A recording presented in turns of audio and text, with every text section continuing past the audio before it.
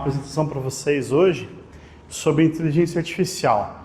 Como que a inteligência artificial está disponível já para nós, da onde ela veio, né, e para onde ela vai junto com os seres humanos, né? Então, a inteligência artificial, ela é um campo que ela vai ter penetração em todas as áreas do conhecimento. Então, você no futuro, se você não estiver utilizando a inteligência artificial, é igual pensar hoje que um advogado não gosta de usar o Word. Tá? É inadmissível um advogado que não saiba usar o Word, assim como vai ser inadmissível você não estar apoiado na inteligência artificial. Por que isso? Velocidade de processamento de dados. O advogado leva em média, escreve em média 10 páginas bem escritas por dia. Com a inteligência artificial, você pode escrever 10 páginas bem escritas em 15 segundos, tá? Então, a inteligência artificial, ela surge junto com o computador, né? Então, quando você cria um computador, já se teve o começo das ideias sobre inteligência artificial. Tem um teste que ficou famoso em 1950, que é o teste de Turing.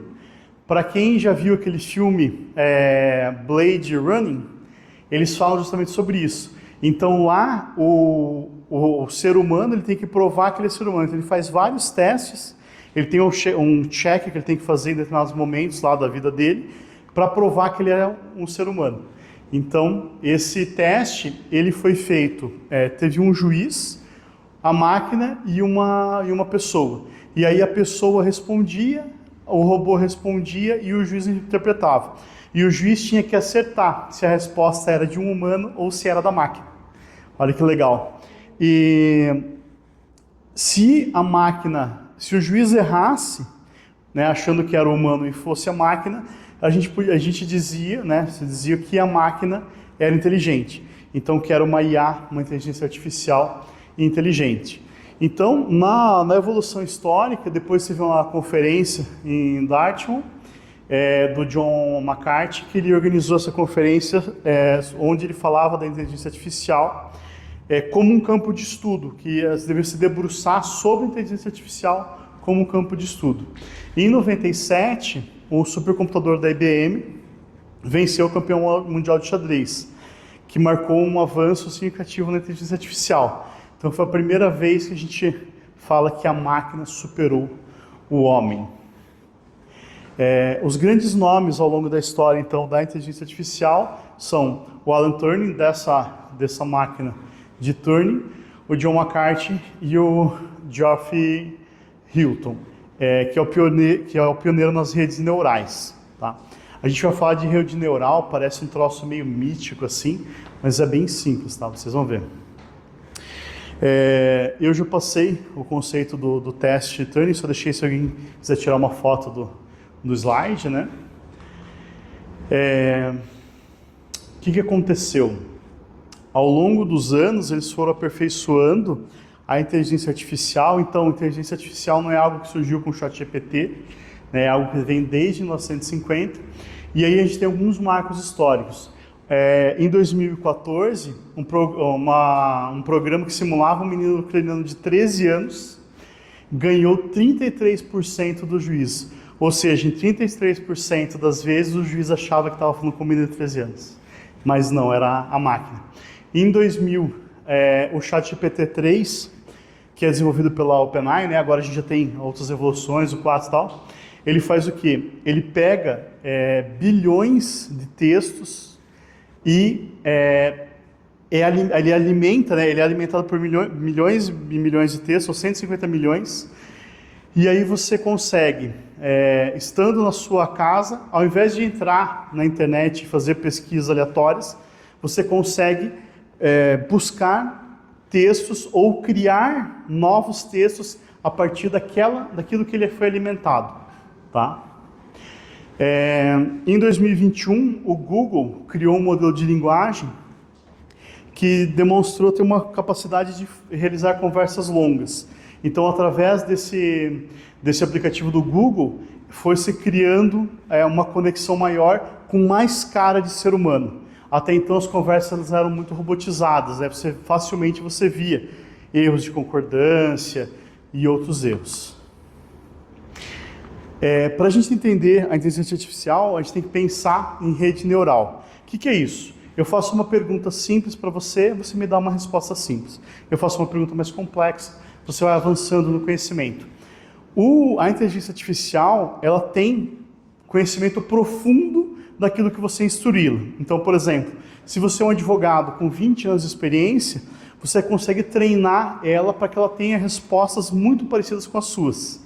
Então você consegue treiná-la para que ela tenha esse teu conhecimento. Como que você faz isso de forma bem rápida? Você pega lá uma petição tua que você levou décadas para criar e joga lá dentro, automaticamente ela absorve aquela petição. O que é a rede neural? Eu vou lá e pergunto, a grama é verde?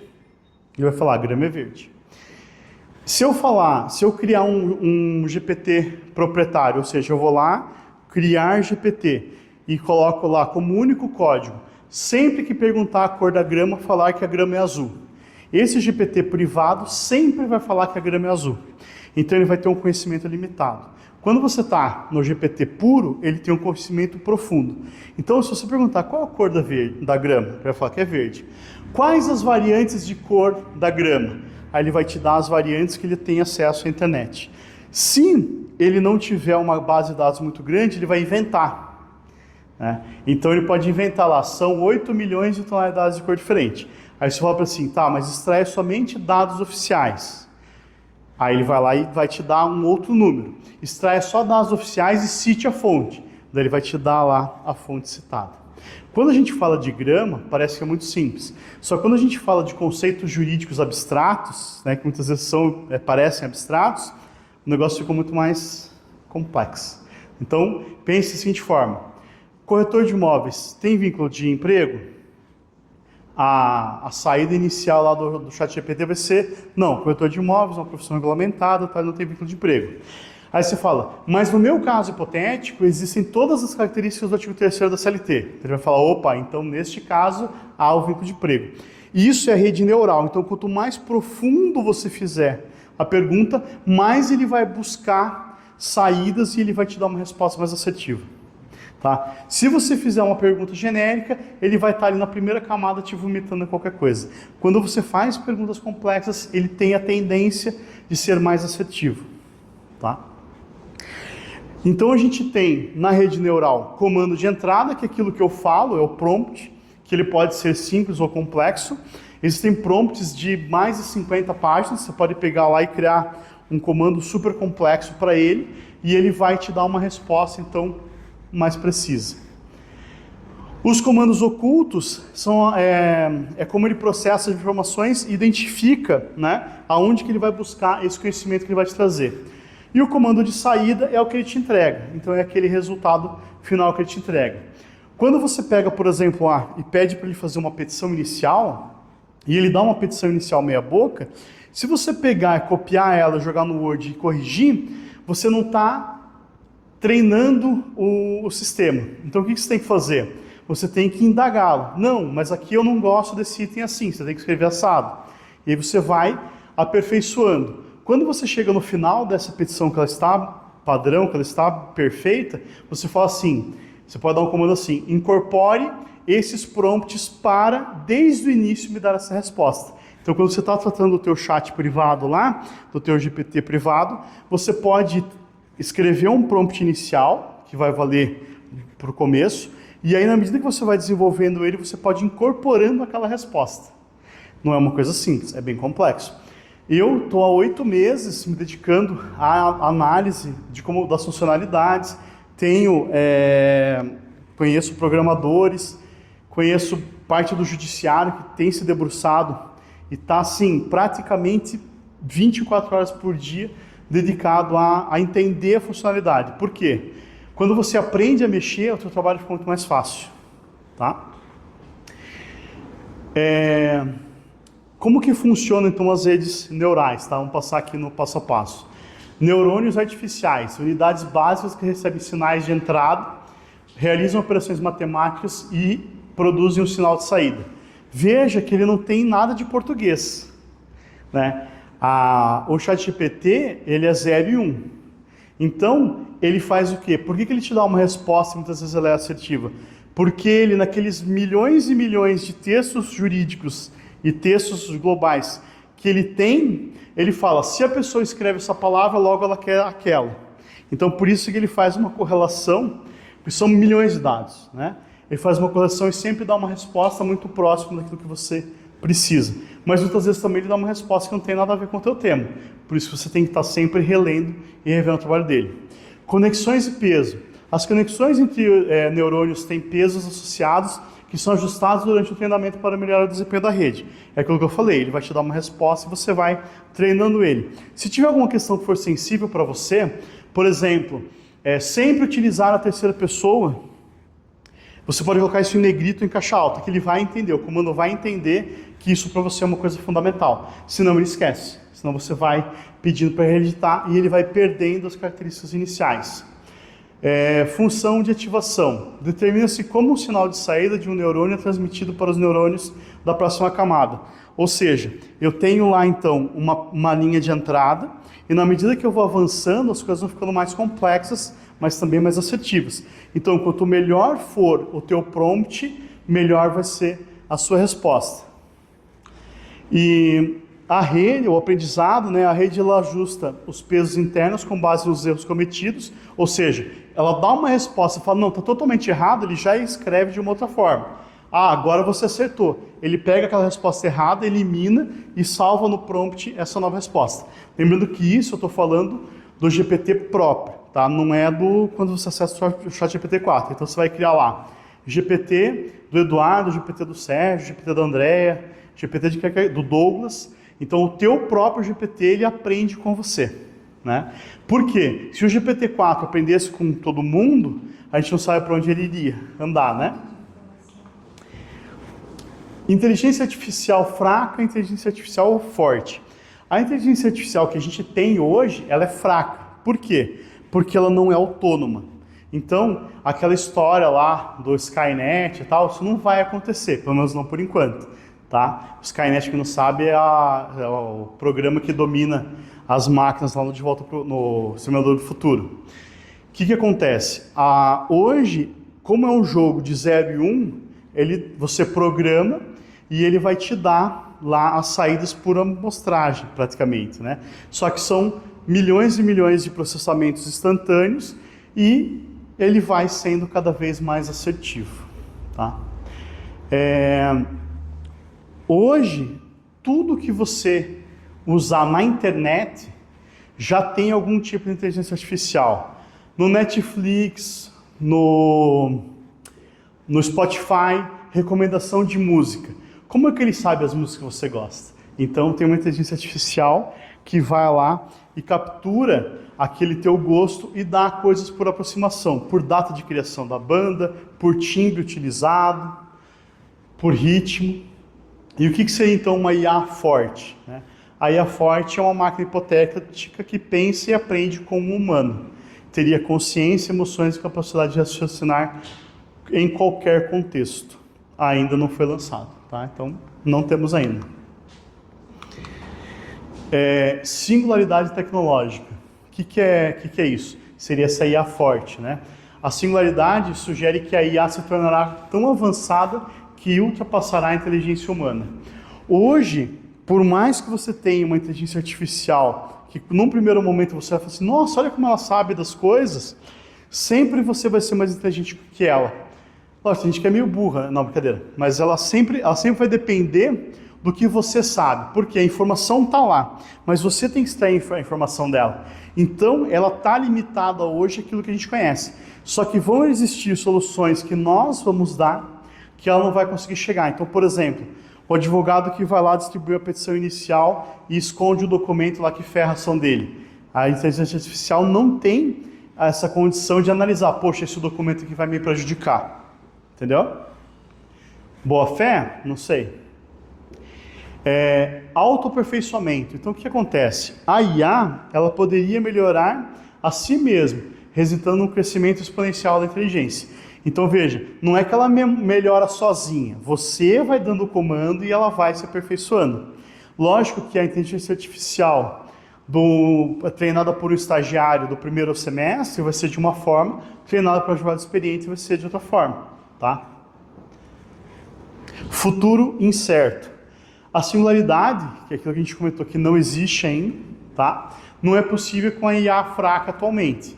Ela requer o desenvolvimento de uma IA forte, ainda muito distante.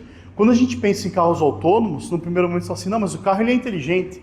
Por quê? Ele freia sozinho, ele vira à direita, ele vira à esquerda. Só que como ele tem um sistema de GPS, é muito simples. Ele tem o comando 0 e 1, vai para frente, vai para trás, vai para a direita, vai para a esquerda. Então não é algo complexo. Ele não tem que tomar nenhum tipo de decisão, tá? Que mais? Os modelos de linguagem em grande escala, aqui a gente está falando do ChatGPT, né? Que é o LLM, são sistemas de IA que aprendem com padrões de linguagem a partir de grandes volumes de texto. Então, não sei se vocês já fizeram um teste, mas você consegue colocar um PDF com 1000 páginas dentro do ChatGPT e ele vai te dar aquilo que você pedir. Então, se você falar assim, extraia a petição inicial, extraia em tópicos a petição inicial, faça um sumário de todas as páginas do processo. Ele vai falar cada página do processo o que é que tem. Se você pedir, extraia as penhoras que foram realizadas no processo com o valor atualizado dos valores bloqueados, ela vai fazer no primeiro momento onde estão as penhoras, depois onde estão os valores e depois vai fazer uma planilha atualizada daqueles valores, com base no que você precisar. Se você não quiser extrair pegar e escrever, eu quero a atualização monetária do IGPM, do INCC, você fala assim, conforme sentença. Ele vai na sentença, vê qual o índice e faz para você essa atualização. Então, o funcionamento, né, ele é basicamente esse. Ele tem essa base de dados gigantesca, mas ele vai depender do ser humano para interagir com ele. O ChatGPT-3 foi treinado por bilhões de parâmetros, permitindo gerar textos extremamente naturais em diversos contextos. Então, você pode escrever lá uma carta de amor. Tem um podcast outro dia, achei muito engraçado. O cara estava treinando uma inteligência artificial e daí ele leu o QR Code, aí ele sincronizou com o WhatsApp e ele saiu. E aí a mulher dele começou a brigar com ele. E a IA começou a argumentar com ela. Quando ele pegou o celular 1 hora depois, a mensagem era assim, ah, tá bom, eu também te amo. Então a IA resolveu o problema do relacionamento. Então, homens, fiquem atentos, baixem a IA o quanto antes, para vocês vencerem algum tipo de conversa. Vamos ver. Limitações. Apesar da naturalidade, não possuem compreensão real do que estão dizendo. Apenas seguem padrões de probabilidade. Então, você tem que, quando gerar um documento, né, no ChatGPT ou em qualquer outro tipo de inteligência artificial, você tem que ler efetivamente cada palavra que foi escrita. Por quê? Ele pode colocar um não na frente e você vai se ferrar, tá? Desafios éticos da IA. O que acontece? Privacidade de dados. Eles têm uma coleta de grande quantidade de dados. Só que o ChatGPT-4, quando você usa lá ele sem nenhum GPT privado, ele não coleta os seus dados, tá? Porque se ele coletasse, ele iria sair para lá e para cá, então ele estaria pior hoje, né? Porque as pessoas treinariam ele de forma não assertiva. Então ele não armazena nenhum tipo de dado. Quanto a isso, pode ficar tranquilo. Eles falaram assim, se você colocar o dado privado, pode sair num documento lá na frente. Pode, mas no GPT que você faz privado. Então você vai lá, cria o ChatGPT do juizado especial. Nesse ChatGPT que você criar, tudo que você lançar de informação lá, ele vai armazenar para te ajudar. Então aí ele pode acabar lançando um dado teu, ou um dado do teu cliente na plataforma. Só que você consegue limpar o cache, você consegue liberar a memória, tá? Preconceitos no algoritmo. O sistema de IA pode perpetuar ou simplificar preconceitos existentes nos dados de treinamento. Vejam só, nós sempre tivemos uma visão deturpada da realidade, tá?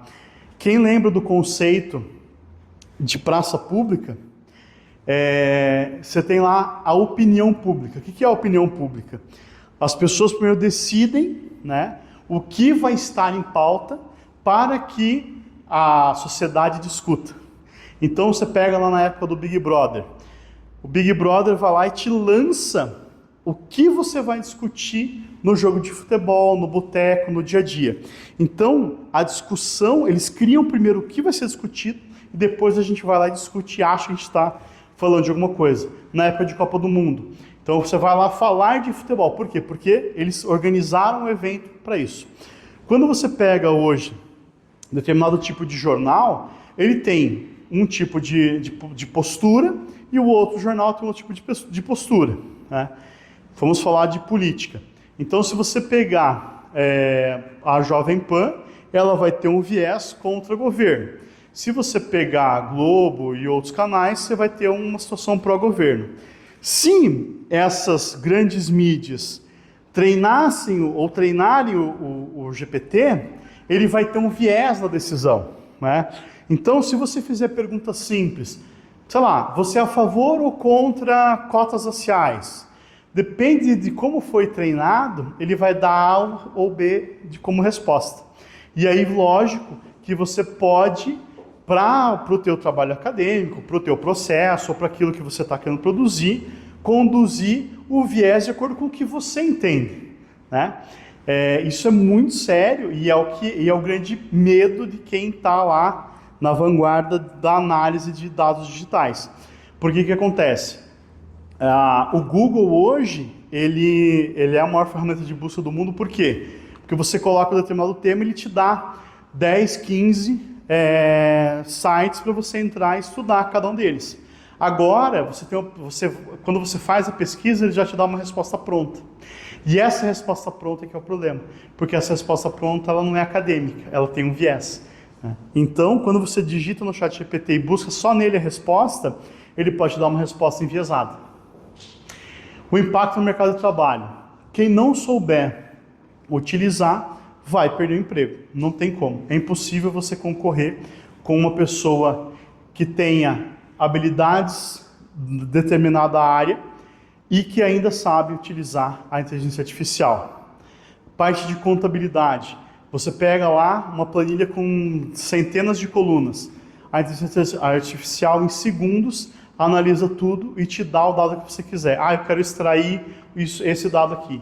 Ela vai conseguir fazer muito mais rápido do que os contadores. Responsabilidade e transparência. A gente não sabe até que ponto a IA vai avançar na decisão dos nossos tribunais.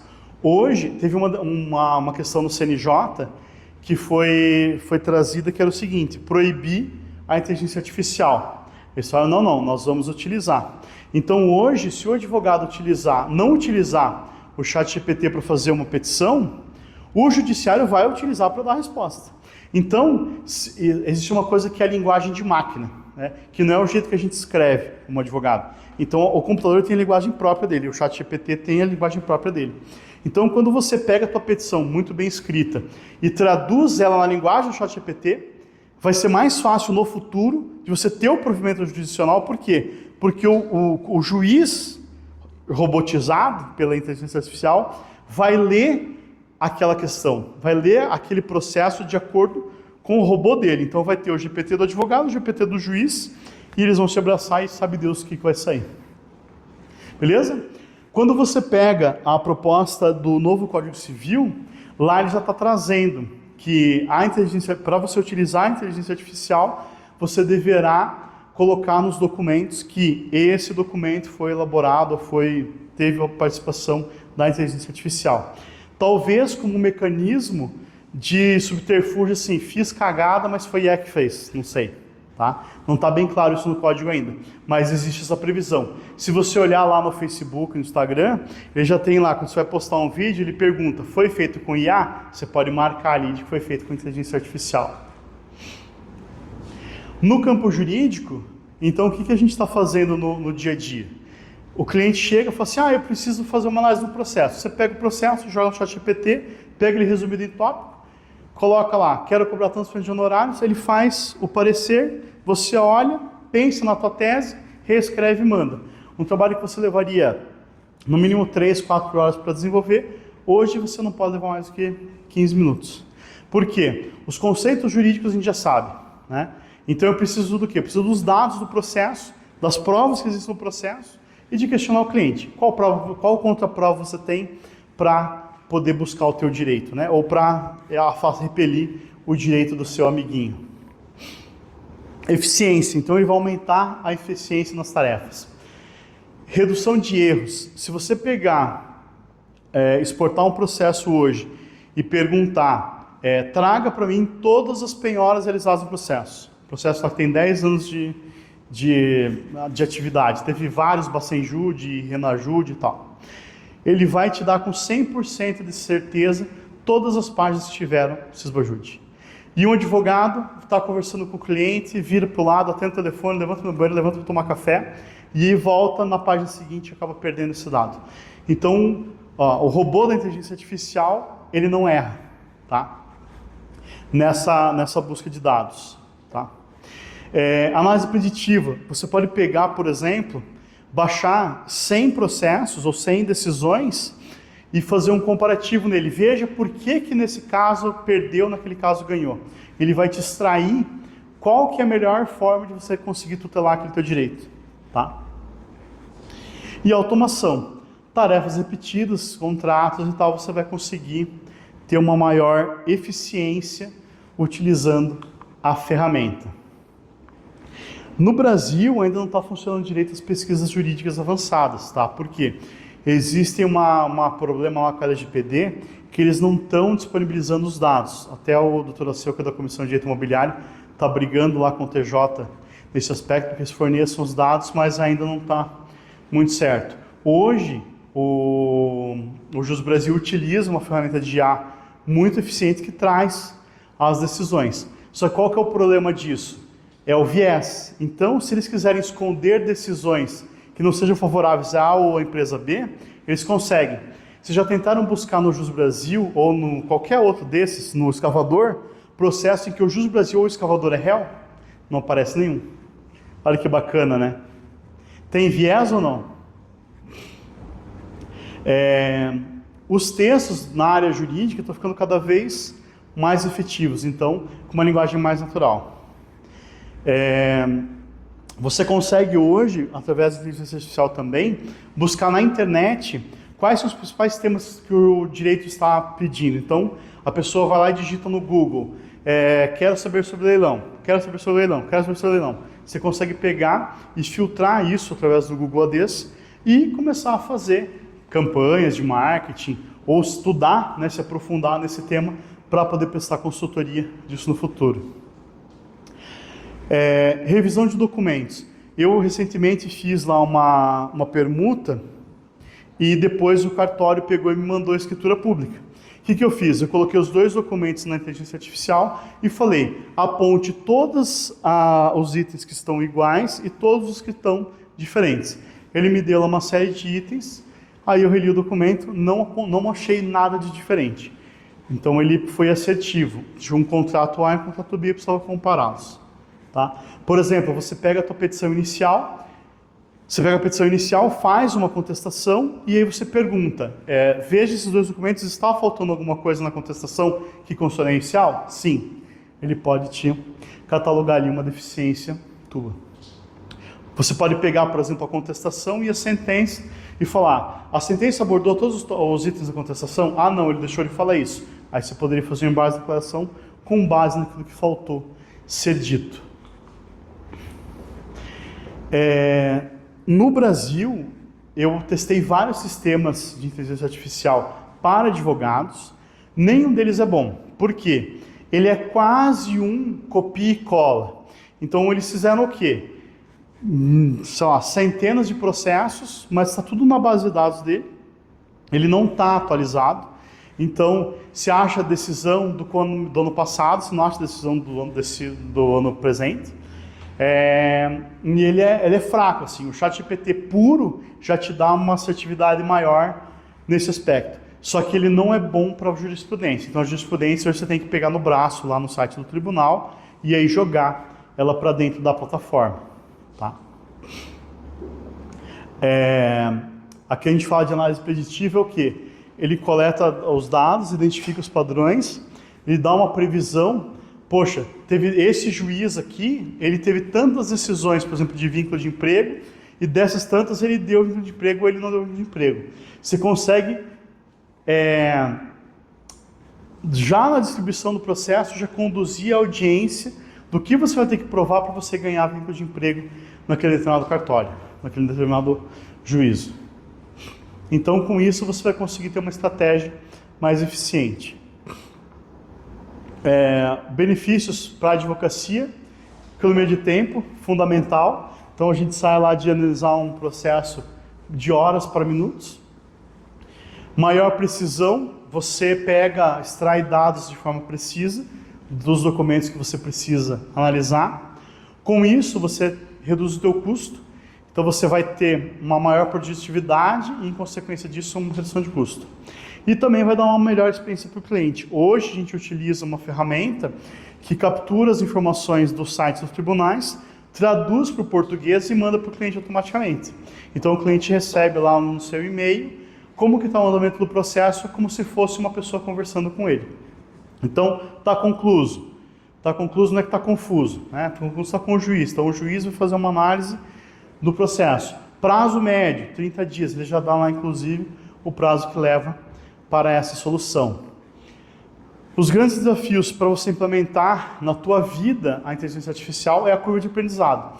Eu me considero uma pessoa rápida, estou há 8 meses e ainda não tive coragem de implementar assim, goela abaixo, para todo mundo usar o dia inteiro. Mas no futuro isso com certeza vai acontecer. Grandes escritórios já estão utilizando há bastante tempo, tá?